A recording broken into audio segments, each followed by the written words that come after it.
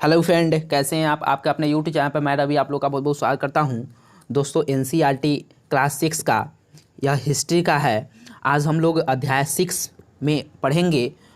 बौद्ध धर्म से रिलेटेड है अध्याय 6। इससे पहले अध्याय 5 हम लोग कवर कर चुके हैं, चैप्टर 5। अगर नहीं देखे हैं तो प्लेलिस्ट से देख लीजिएगा। तो आइए हम लोग शुरू करते हैं। अध्याय 6 बौद्ध धर्म से रिलेटेड है। तो आइए देखते हैं। यह दोस्तों एनसीईआरटी का अध्याय 6 है। तो आइए शुरू करने से पहले दोस्तों ये जान लेना हम लोगों को ज़रूरी हो जाता है कि यह वह समय था जब लोगों के जीवन में तेज़ी से परिवर्तन आ रहे थे। इससे पहले आप पढ़े होंगे कि जो महाजनपद थे, कुछ राजा इस समय के बहुत शक्तिशाली हो गए थे। बहुत शक्तिशाली होने के बाद और उसके बाद पढ़े होंगे कि हज़ारों साल बाद जो कि इसके बाद क्या नगर देखने को मिला। नगर एक व्यवस्थित उभरा, गाँवों के जीवन में भी बदलाव आ रहे थे। बहुत से विचारक इन परिवर्तनों का समझने का प्रयास कर रहे थे। वे जीवन के सच्चे अर्थ को जानना चाह रहे थे। और इसी बीच जो कि बुद्ध का आगमन होता है, बौद्ध धर्म का स्थापना होता है। तो बौद्ध धर्म के संस्थापक कौन है? सिद्धार्थ है। तो दोस्तों सिद्धार्थ का नाम दोस्तों बचपन का नाम रहता है। गौतम बुद्ध के बचपन का नाम सिद्धार्थ रहता है। बचपन का नाम सिद्धार्थ है। तो आइए शुरू करते हैं हम लोग।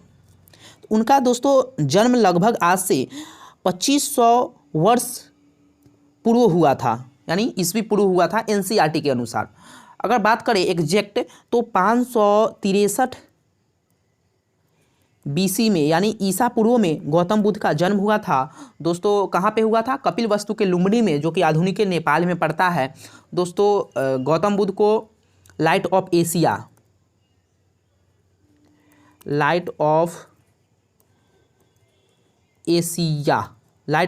कहा जाता है। एशिया का ज्योति पुंज कहा जाता है। और इनके पिता का नाम सूत्रोधन रहता है। माया का नाम माया देवी, जो कि इनकी माता रहती है। गौतम बुद्ध को जन्म देकर 7वें दिन मृत्यु हो जाता है। और इनकी जो देख रेख करती है सौतेली माँ प्रजापति गौतमी रहती है, वो देख रेख करती है। तो आइए हम लोग शुरू करते हैं। तो देखिए यहाँ पे देखते हैं हम लोग कि उनको दोस्तों गौतम बुद्ध युवा अवस्था में ही ज्ञान की प्राप्ति हो गई थी। युवा अवस्था में ही ज्ञान की खोज कर चुके थे। कितने वर्ष में दोस्तों? 29 वर्ष की अवस्था में वह गृह त्यागे थे। और गृह त्यागना को बौद्ध धर्म में क्या बोला जाता है? महाभिनिष्क्रमण। यही एग्जाम में दोस्तों पूछा जाता है, महाभिनिष्क्रमण। बौद्ध धर्म में गौतम बुद्ध को जब गृह त्यागे थे, उसको बौद्ध धर्म में महाभिनिष्क्रमण बोला जाता है। और 29 वर्ष की अवस्था में यह घर को त्यागते हैं। तो इनको जो घर त्यागने का वह कहाँ से आया? तो उन्होंने घर से जब बाहर निकला तो 4 दृश्य देखा। पहला बूढ़ा व्यक्ति, दूसरा बीमार व्यक्ति, और तीसरा स्व व्यक्ति, और चौथा सन्यासी व्यक्ति। जो बूढ़ा व्यक्ति था, बीमार व्यक्ति था, स्व व्यक्ति था, वह तीनों खुश नहीं था। लेकिन जो सन्यासी था वह बहुत खुश था। तो सन्यासी को देखकर गौतम बुद्ध को यह ख्याल मन में आया कि हम भी सन्यासी जीवन धारण करेंगे, हम भी गृह त्याग करेंगे। तो हम लोग वीडियो में आएंगे तो डिटेल में पढ़ने का प्रयास करेंगे। तो आइए एनसीईआरटी में हम लोग पढ़ लेते हैं क्या क्या कहा गया है और आपके एग्जाम के दृष्टिकोण से क्या इंपॉर्टेंट है। उसके बाद अनेकों वर्ष तक वे भ्रमण करते रहे, लेकिन ज्ञान की प्राप्ति नहीं हो रही थी। और उन्होंने प्रथम गुरु कन गए थे आलार कलाम। प्रथम गुरु दोस्तों कौन है? आलार कलाम।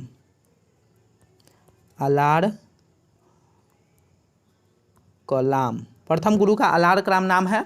और वहाँ भी गए थे, ज्ञान की प्राप्ति नहीं हुआ। और इधर उधर बहुत दिनों तक घूमते रहे, लेकिन ज्ञान की प्राप्ति नहीं हुआ। अंत में इन्होंने स्वयं का रास्ता ढूंढा और निश्चय किया कि हम स्वयं ज्ञान की प्राप्ति करेंगे। तो उन्होंने ज्ञान की प्राप्ति बोधगया में किया है। बोधगया दोस्तों बिहार में पड़ता है। पीपल के वृक्ष के नीचे कई दिनों तक तपस्या करते रहे। अंत में उनको ज्ञान की प्राप्ति हो चुकी।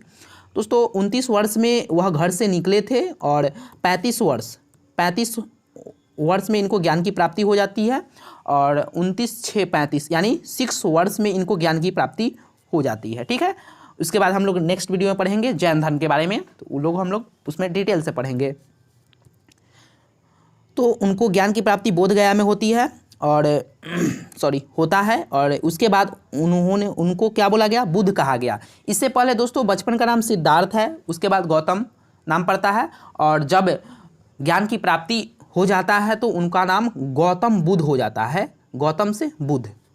ठीक है, और पहली जब ज्ञान की प्राप्ति हो गया तो पहली उपदेश जो दिए थे वह बनारसी में दिए थे। ठीक है, सारनाथ एक जगह है, वहाँ पे ऋषिपत्तनम, सारनाथ के नज़दीक ही ऋषिपत्तनम है, वहाँ पे वो अपना पहला उपदेश दिए थे, और इसी उपदेश को बौद्ध धर्म में बोला जाता है धर्मचक्र प्रवर्तन। क्या बोला जाता है, धर्मचक्र प्रवर्तन बौद्ध धर्म में दोस्तों बोला जाता है। इसको आप याद रखेंगे। और किस भाषा में उपदेश दिए थे, तो पाली भाषा में यह उपदेश दिए थे, पाली भाषा में। कभी कभी पाली भाषा भी पूछ लिए जाते हैं।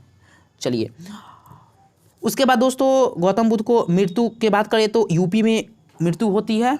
कहाँ पे, कुशीनगर में गौतम बुद्ध का मृत्यु हो जाता है 80 वर्ष की अवस्था में। 80 वर्ष के रहते हैं उनको मृत्यु हो जाता है। कब, 483 ईसा पूर्व, और जन्म कब हुआ है, 563 ईसा पूर्व में जन्म होता है, और 483 BC में मृत्यु हो जाती है। 80 वर्ष के रहते हैं गौतम बुद्ध। चलिए, अब हम लोग बात करते हैं मृत्यु से पहले शेष के जीवन वह एक स्थान से दूसरे स्थान की यात्रा करने और लोगों की शिक्षा देने में व्यतीत की थी। और शिक्षा के रूप में उन्होंने जीवन कष्टों और दुखों से भरा है। हमारी इच्छा और लालसाओं जो हमेशा पूरी नहीं हो सकती। बुद्ध ने इस लिप्सा को क्या कहा, तृष्णा कहा। क्या कहा उन्होंने, जीवन कष्टों और दुखों से भरा है, हमारी इच्छा और लालसाओं जो हमेशा पूरी नहीं हो सकती। बुद्ध ने इसको लिप्सा कहा और लिप्सा को तृष्णा से संबोधित किया। चलिए, नेक्स्ट है एनसीईआरटी के अनुसार दोस्तों, एनसीईआरटी में आप देख सकते हैं लिखा हुआ है। चलिए, नेक्स्ट है आत्मसंयम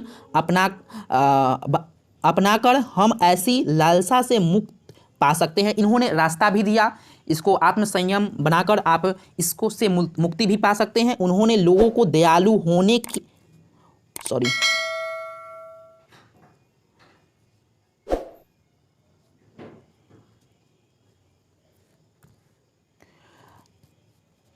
दयालु होने तथा मनुष्य के साथ साथ जानवरों के जीवन का आदर करने की शिक्षा दी। वे मानते थे कि क्या मानते थे कि उन्होंने क्या कहा, आत्मसंयम अपनाकर हम इस जो दुख का कारण है उससे हम मुक्त भी पा सकते हैं, और लोगों के दयालु होने का वह शिक्षा देते हैं। मनुष्य के साथ साथ जानवरों के जीवन में आदर करने की शिक्षा वे देते हैं।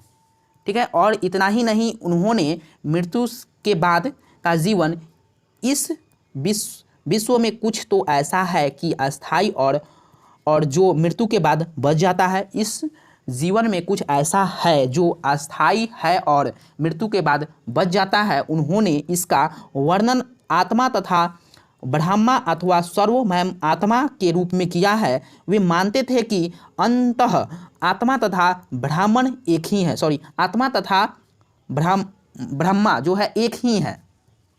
आपके एनसीईआरटी के अनुसार, एनसीईआरटी में यह लिखा हुआ है, आप देख सकते हैं। इसके बाद आप दोस्तों पढ़े होंगे कि उन्होंने सर्वाधिक उपदेश कहाँ दिए थे, सर्वाधिक उपदेश श्रावस्ती में दिए थे। श्रावस्ती में सर्वाधिक उपदेश दिए थे। और दोस्तों बौद्ध धर्म में हम लोगों को पढ़ना है, आप पढ़े होंगे त्रिपिटक के बारे में पढ़े होंगे। और जैसे ही जैन धर्म में पढ़ेंगे तो वहाँ पे 3 पिटक है और यहाँ पे त्रिपिटक है। तो त्रिपिटक किससे संबंधित है, आइए हम लोग देख लेते हैं। तो प्रथम जो है, प्रथम विनय पिटक,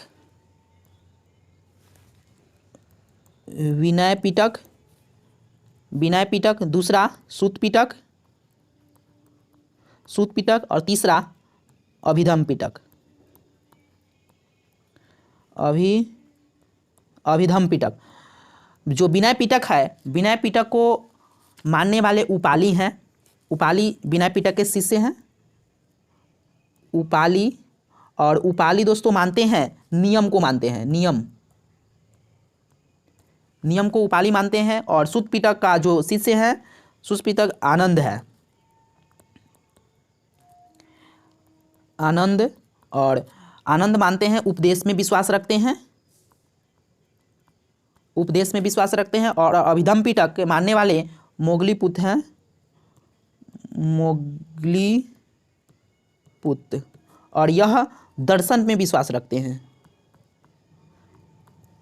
ठीक है, तो 3 पिटक के बारे में हम लोग पढ़ चुके हैं, त्रिपिटक के बारे में। और त्रिरत्न दोस्तों इन्हीं से संबंधित है, त्रिरत्न। ये पहला है बुध, दूसरा है